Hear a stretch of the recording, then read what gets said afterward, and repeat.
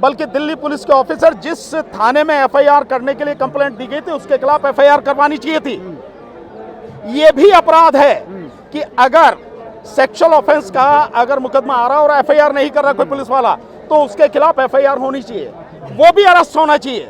ये तो ब्रजभूषण अगर मोदी भी होता सामने तो उसके खिलाफ कार्रवाई होनी चाहिए थी। चाहे वो नौटंकी करता है देश का प्रधानमंत्री, इसलिए वो नौटंकी करके फोटो खिंचवाता है, भाई वो लिया है मेडल जीत के। यहाँ उसकी जो है ना हालत खस्ता हो जाएगी। यहाँ सवाल पूछेंगे, प्रधानमंत्री की हिम्मत नहीं है कि एक सवाल का जवाब दे सके, यहाँ उसकी थूथू होगी, इसलिए नहीं आ रहा है। इनको सत्ता से उखाड़ने के बाद फिर इनको पकड़ पकड़ के कानून के तहत इनके खिलाफ कार्रवाई करो, तब मिलेगा न्याय। अरे कोई हो, मोदी हो या कोई, मोदी कोई गुंडा नहीं है क्या? मोदी क्या है? मेरे मुंह से ये कहलवाना चाहता है जो आदमी एक नंबर का बेईमान हो, एक नंबर का भ्रष्ट हो, गुंडा को संरक्षण देता हो, क्या है? जब अंतर्राष्ट्रीय स्तर के हमारे देश के खिलाड़ी जिन्होंने देश का गौरव बढ़ाया, मान बढ़ाया, सम्मान बढ़ाया, उनको एफआईआर कराने के लिए धरने पर बैठना पड़े दो बार, और तब भी एफआईआर ना हो, एफआईआर सुप्रीम कोर्ट के हस्तक्षेप के बाद हो, तो आप कल्पना कीजिए कि देश में उन लोगों की कि जिनका कोई नहीं है, जिनकी कोई सुनने वाला नहीं है, जो गरीब हैं, शोषित पीड़ित लोग हैं, जिनको जाति के नाम पर, धर्म के नाम पर, जिनके मतलब बाहुबली जो जिनके साथ गुंडागर्दी करते हैं, उनकी क्या हालत होगी? इसका मतलब साफ है उनकी कोई एफआईआर नहीं होती होगी, वो लगातार अत्याचार सहते रहते होंगे। इस स्थिति को समझने की जरूरत है। दूसरा, अगर यहां पर ये लोगों ने हिम्मत की बोलने की तो बोल रहे हैं, ऐसे कितने ही लोग हैं जो बोल नहीं पाते होंगे। आप देखिए कि देश की हालत क्या है और सरकार क्या कर रही है। इन सारी चीजों को गंभीरता को समझने की जरूरत है। मैं समझता हूं देश के सभी लोगों को इसमें इस आंदोलन में साथ देना चाहिए, खिलाड़ियों का साथ देना चाहिए, क्योंकि इनके माध्यम से तो जो गंदगी फैली है वो आपको नजर आनी शुरू हुई है। उस गंदगी का आप अंदाजा कर सकते हैं, इसलिए उस गंदगी को दूर करने के लिए इनका साथ देना चाहिए सभी को। पॉस्को एक्ट में तुरंत गिरफ्तारी की मांग की होती है, लेकिन ऐसा कुछ नहीं है, प्रावधान है ऐसा नहीं। सरकार जिसको बचाना चाहे, जब एफआईआर ही सुप्रीम कोर्ट के कहने पे हो रही है तो गिरफ्तारी की बात तो आप छोड़ ही दो। आप गिरफ्तारी होगी भी, नहीं भी होगी, क्या होगी, कब होगी, कौन कह सकता है? कुछ नहीं कह सकते ना। तो देखो क्या होता है। ब्रजभूषण कह रहे हैं कि मैं इस्तीफा नहीं दूंगा। नहीं, मत दो, इसमें कौन कह रहा कि इस्तीफा मत दो? मांग तो यही हो रही है ना एफआईआर के बाद। केवल एफआईआर की इस्तीफे की बात नहीं है। बात यह है कि एक अपराध हुआ है, उस अपराध की जो है एफआईआर हुई है, उसके तहत जो भी कुछ सही स्टेप उठाने हैं, जो फेयर इन्वेस्टिगेशन होनी है वो हो, और वो कदम उठाए जाने चाहिए। एफआईआर होगी ना, आरोप है ना, इन्वेस्टिगेशन इसीलिए होती है। बिना आरोप के इन्वेस्टिगेशन होती है क्या? आरोप लगते हैं तो एफआईआर होती है, देन इन्वेस्टिगेशन होती है। कह रहे हैं एक ही परिवार क्यों विरोध कर रहा है? कौन सा परिवार विरोध कर रहा है? जो बैठा हुआ है कि एक ही परिवार के लोग हैं। ब्रजभूषण का कहना नहीं, ये एक ही परिवार के लोग। ब्रजभूषण क्या कह रहा, मुझे इससे क्या लेना देना है? ये एक ही परिवार के लोग हैं। आप मीडिया वाले साथियों, क्या एक परिवार के लोग हैं? आप दो ना उसको जवाब कि एक परिवार के नहीं, अलग अलग परिवार के लोग हैं ये लोग। नहीं, आप तो समर्थन करने आए हैं। आप बिल्कुल समर्थन करने आए तो मैं इस बात का समर्थन करूंगा, ब्रजभूषण की बात का, या मैं समर्थन करूंगा कि देश के अंतर्राष्ट्रीय स्तर के खिलाड़ियों के साथ जो अपराध हुआ है, जो अन्याय हुआ है, उसकी फेयर इन्वेस्टिगेशन होनी चाहिए। दोषी कोई भी हो सामने, कितना ही ताकतवर व्यक्ति हो, कानून के तहत उसके खिलाफ कार्रवाई होनी चाहिए। अगर पहलवानों का यौन शोषण हो रहा है, ब्रजभूषण का ये कहना है, तो फिर उत्तराखंड के पहलवान क्यों नहीं आ रहे? यूपी के पहलवान क्यों नहीं आ रहे? मतलब अगर एक के खिलाफ हो रहा है, वो आवाज उठा रहा है, तो आप चाहते हो सारे आ जाएं। हो सकता है नहीं हो उनमें इतनी हिम्मत, लेकिन ये बात इस बात को सिद्ध करती है कि कितने स्तर पर, कितने बड़े स्तर पर कितना घिनौना अपराध हो रहा है। इस बात की नहीं आपको समझ में आती? कह रहे एक ही अखाड़ा, एक ही परिवार, ऐसा तो नहीं हो। वो आप कह सकते हो, ब्रजभूषण कह सकता है। उसके सवाल उससे पूछो, आप मेरे से नहीं। ब्रजभूषण के जवाब वही देगा, मेरे से क्यों पूछ रहे हो आप? लेकिन सर, जिस तरह से सुप्रीम कोर्ट ने दिल्ली पुलिस को लताड़ लगाई, क्या आपने इतनी देरी की तो क्यों की? केवल लताड़ नहीं लगानी चाहिए थी, बल्कि दिल्ली पुलिस के ऑफिसर जिस थाने में एफआईआर करने के लिए कंप्लेंट दी गई थी उसके खिलाफ एफआईआर करवानी चाहिए थी। ये भी अपराध है कि अगर सेक्सुअल ऑफेंस का अगर मुकदमा आ रहा और एफआईआर नहीं कर रहा कोई पुलिस वाला तो उसके खिलाफ एफआईआर होनी चाहिए, वो भी अरेस्ट होना चाहिए। ये तो नहीं हुआ ना अभी, ये भी काम होना चाहिए था। नहीं होने क्यों नहीं हो सकता? सुप्रीम कोर्ट अगर किसी चीज की जो है देखभाल करे और उसकी निगरानी में सब कुछ हो सकता जब हुआ नहीं है। अडानी मामले में कुछ नहीं हुआ, और पुलवामा अडानी मामले में पडानी कुछ में हुआ। सब कुछ होगा, ऐसी बात नहीं है, सब में होगा। अडानी वाले में भी सुप्रीम कोर्ट ने कमेटी तो बनाई ही दी है ना, सरकार के विरोध के बावजूद भी। और सरकार की उस बात को नहीं माना जो बंद लिफाफे में नाम दे रही थी, उसे नहीं माना। फिर भी कमेटी बनाई है, इन्वेस्टिगेशन कर रही है, 2 महीने में रिपोर्ट आएगी, देखते हैं क्या होता है। लेकिन उन्होंने बोला है कि मैं इस्तीफा दे दूंगा, लेकिन ये उठ जाए तो ये सवाल आप उससे पूछो, मेरे से काहे को पूछ रहे हो? नहीं, मैं तो सिंपल, देखिए उसके खिलाफ एफआईआर हुई है, पुलिस को फेयर इन्वेस्टिगेशन करनी चाहिए, अगर वो अपराधी है तो कानूनी कार्रवाई होनी चाहिए, बात सिंपल तो सी है। पुलिस और सरकार पर विश्वास है आपको? किसको? आपको मुझे तो पहले से भी विश्वास नहीं था, आज की क्या बात करो, मैं तो जानता हूँ कुछ भी नहीं होगा इसमें। फेयर कैसे होगी? नहीं तो मैं तो उम्मीद कर सकता हूँ ना कि फेयर इन्वेस्टिगेशन होनी चाहिए, जब देश का संविधान ये कहता है, देश का कानून ये कहता है कि कानून के समक्ष सभी लोग समान हैं और कानून का सभी को समान संरक्षण मिलेगा, तो इन्हें भी मिलना चाहिए, उसके खिलाफ कार्रवाई होनी चाहिए, वो सामने कोई भी हो। ये तो ब्रजभूषण है, अगर मोदी भी होता सामने तो उसके खिलाफ कार्रवाई होनी चाहिए थी। इसकी क्या बात है? लगते हैं ना, सरकार उनकी है, कोर्ट पे भी आरोप ये आरोप लगते हैं, सरकार है नहीं उनकी, वही तो। फिर आरोप क्या लगते हैं यार? जो सच है उसे आरोप बता रहे हो यार। सरकार उनकी है कि नहीं है? सरकार ने उनको बचाया नहीं बचाया, कारण उसके कुछ भी रहे हो, सरकार बचा रही है ना, तभी तक एफआईआर नहीं हुई अब तक। फेयर कैसे होगी? नहीं, उम्मीद कर सकते हैं कि भाई किसी का जमीर जाग जाए, इन्वेस्टिगेटिंग ऑफिसर जो है, और वो फेयर इन्वेस्टिगेशन कर ले, यही उम्मीद तो कर सकते ने तो हैं। आरोप लगाया कि जबरदस्ती साइन करवा ली हमसे रिपोर्ट पर। अगर उनके आरोप ये लगाए हैं तो इस आरोप की भी जांच होनी चाहिए।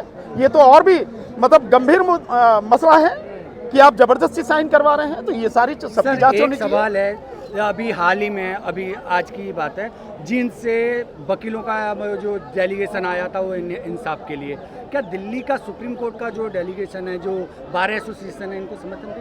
नहीं, होना चाहिए भाई। अगर अन्याय हो रहा है और अन्याय सरकार की तरफ से हो रहा है और सुप्रीम कोर्ट को हस्तक्षेप करके एफआईआर करानी पड़ रही है, तो जो लीगल फ्रेटर्निटी के जो लोग हैं, जो कानून के जानने वाले लोग हैं, वकील हैं, अगर वो समर्थन करते हैं तो इससे बढ़िया कौन सी बात है? करना चाहिए उनको।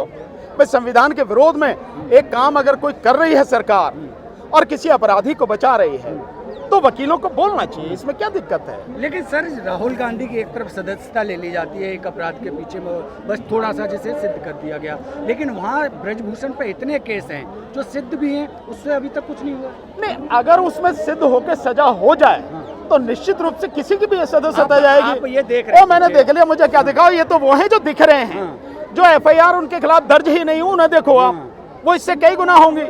भाई जिन लोगों ने करा पाई एफआईआर उनकी है, जो डरते हैं, जिनकी हिम्मत नहीं है। जब अंतर्राष्ट्रीय खिलाड़ियों की एफआईआर जो सुप्रीम कोर्ट के हस्तक्षेप की बात हो रही है, तो जिन लोगों का कोई नहीं है उनकी एफआईआर कहां हुई होगी भाई? वो तो डर के मारे बोले भी नहीं होंगे। फिर लॉ एंड ऑर्डर की बात काहे का लॉ एंड ऑर्डर है? लॉ एंड ऑर्डर तो भैया खत्म हो गया कब का। लेकिन काहे का लॉ एंड ऑर्डर वकील है? साहब अब वो जनता का सहारा ले रहे हैं। कौन?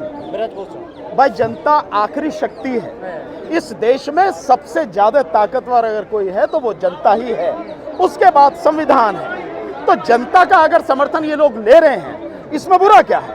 अगर इनके खिलाफ अन्याय हुआ है और ये जनता के सामने बात रख रहे हैं, इसमें बुरा क्या है? जब सुप्रीम कोर्ट के सामने, जब सुप्रीम कोर्ट के जजेस अपनी समस्या को लेकर जनता के सामने आते हैं, अगर ये खिलाड़ी हैं आगे तो क्या दिक्कत है? नहीं, वो ब्रजभूषण भी अब जनता का सहारा ले रहा है। बढ़िया बात है, लो भाई। सर, जब ये कॉमनवेल्थ में गोल्ड लेके आते हैं, मेडल लेके आते हैं, तो प्रधानमंत्री अपना फोटो तो खिंचवा लेते, लेकिन जब इनके साथ जब ये आरोप लगाते हैं तो उस पर पीछे हट जाते हैं। ऐसा है, वो नौटंकी करता है देश का प्रधानमंत्री, इसलिए वो नौटंकी करके फोटो खिंचवाता है। भाई वो लिया है मेडल जीत के, यहाँ उसकी जो है ना हालत खस्ता हो जाएगी। यहाँ सवाल पूछेंगे, प्रधानमंत्री की हिम्मत नहीं है कि एक सवाल का जवाब दे सके, यहाँ उसकी थुतू होगी, इसलिए नहीं आ रहा यहाँ, इसलिए नहीं इनको सपोर्ट कर रहा। ये बात सीधे सीधे कहो ना। फोटो के साथ अक्सर कर देखा जाए, जवानों के साथ खिंचवाना, खिलाड़ियों के साथ, तमाम चीजें सामने आई हैं। बदलाव कैसे होगा? नहीं, बदलाव होगा, देश की जनता करेगी बदलाव, और बदलाव होगा इन सबको, ये जितने भी अपराधी सारे बैठे हैं, इंक्लूडिंग देश का प्रधानमंत्री जो सबसे बड़ा बेईमान और भ्रष्ट है, इन सबको 2024 के चुनाव में उखाड़ के फेंको, तब बदलाव आएगा, अन्यथा कुछ नहीं होने वाला। आप ईवीएम पे लगाते तो फिर बदलाव कहाँ से? ईवीएम तो है ही है ना। तो पहले ईवीएम को उखाड़ो ना, हम तो कह रहे हैं सब लोग मिलके ईवीएम को पहले उखाड़ो, फिर सरकार को उखाड़ो।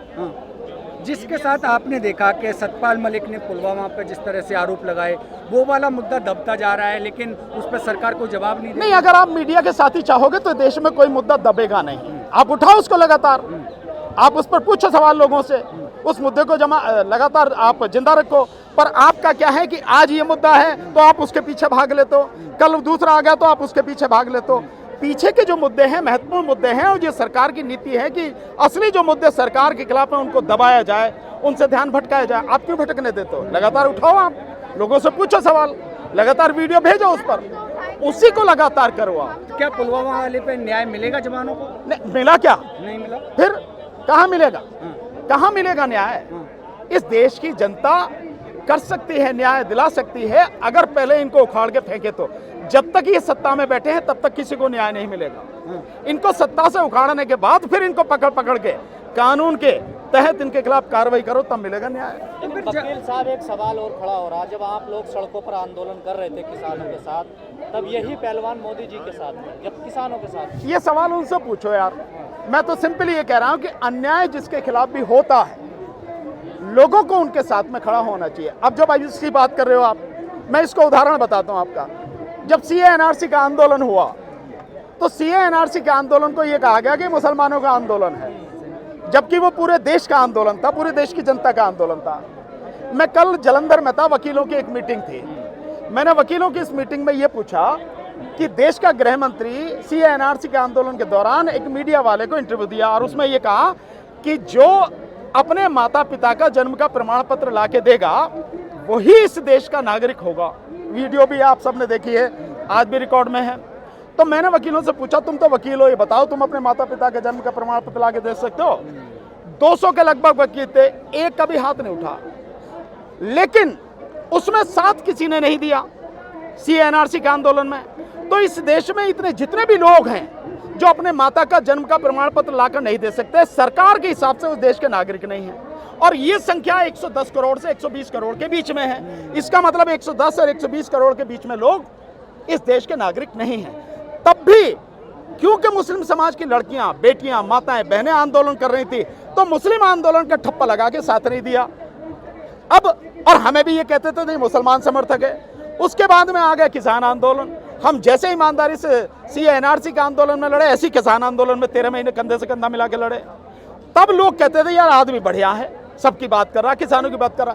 जनता अगर इतनी ही समझदार होती तो ये गुंडे जो राज कर रहे हैं, गुंडे राज नहीं करते, इन्हें उखाड़ के कब से जमीन में दफन कर दे। मोदी जी को गुंडा कह रहे हैं। अरे कोई हो, मोदी हो या कोई, मोदी कोई गुंडा नहीं है क्या? मोदी क्या है? मेरे मुंह से ये कहलवाना चाहता है जो आदमी एक नंबर का बेईमान हो, एक नंबर का भ्रष्ट हो, गुंडों को संरक्षण देता हो, क्या है वो? त्यागी है वो। तेरी नजर में होगा त्यागी? किसी त्यागी के सामने मत कह दियो, नहीं तो त्यागी जान को आ जाएंगे। त्याग दिया उन्होंने, घर त्याग दिया, घर। हाँ, बढ़िया बात है भैया। लेकिन आपको नहीं लगता वकील साहब नंबर सबकी आना है, जैसा आप भी कहते रहे हैं? किसका नंबर? सभी का आना है। कोई बात नहीं यार, जब नंबर आएगा, जब देखी जाएगी। जब तक नहीं आ रहा तब तक तो लड़ेंगे यार। नहीं, जैसा आपने कहा सीए एनआरसी को वालों को कहा ये है, सभी का है भाई। मैं पहले ही कह रहा हूँ, तो सीए एनआरसी का आया, फिर किसानों का आया, अब ये पहलवान यहाँ लड़ रहे हैं, जो वो है अपने बेरोजगार वो लड़ते हैं। तो जगह जगह अलग अलग जवान अलग लड़ रहे। अब देखा आपने यहाँ 15-20 दिन तक यही धरना देके गए। जब तक ये सारे के सारे ये समझेंगे नहीं कि ये समस्या हम सबकी है, इकट्ठे होकर आंदोलन नहीं करेंगे, लड़ेंगे नहीं, तब तक आप इस सरकार का कुछ नहीं बिगाड़ पाएंगे। विपक्ष तो कमजोर है ना, तो क्योंकि वो आवाज ही नहीं उठाना चाहिए। तो विपक्ष से पूछो ना जाके, भैया क्यों कमजोर हो? तो विपक्ष में ना। मैं तो मजबूत हूँ यार, मैं कहाँ कमजोर हूँ भाई? मैं तो मजबूत हूँ, मैं तो लगातार आवाज उठा रहा हूँ, लगातार लड़ रहा हूँ। जो होगा कमजोर होगा, मैं तो मजबूत हूँ भाई। आप तो खुश होंगे, आपके यूपी में गुंडे मिट्टी में मिलाए जा रहे हैं। भाई तुम खुश होगे, मैं तो नहीं हूँ। मैं कह रहा हूँ तमाम गुंडों को मिट्टी में मिला दो, लेकिन कानूनी प्रक्रिया से, कानूनी प्रक्रिया से जो भी करना हो, कानून जो कहता हो उसके तहत से काम करो। बात सिंपल सी है। नेशनल दस्तक की आपसे गुजारिश है कि अगर इसको बचाना चाहते हैं तो नेशनल दस्तक को सब्सक्राइब करने के लिए रेड कलर के सब्सक्राइब बटन को दबाएं, फिर बेल आइकन की घंटी दबाएं। नेशनल दस्तक को बचाने के लिए बहुत जरूरी है कि हर खबर को शेयर करें, लाइक करें, कमेंट जरूर करें।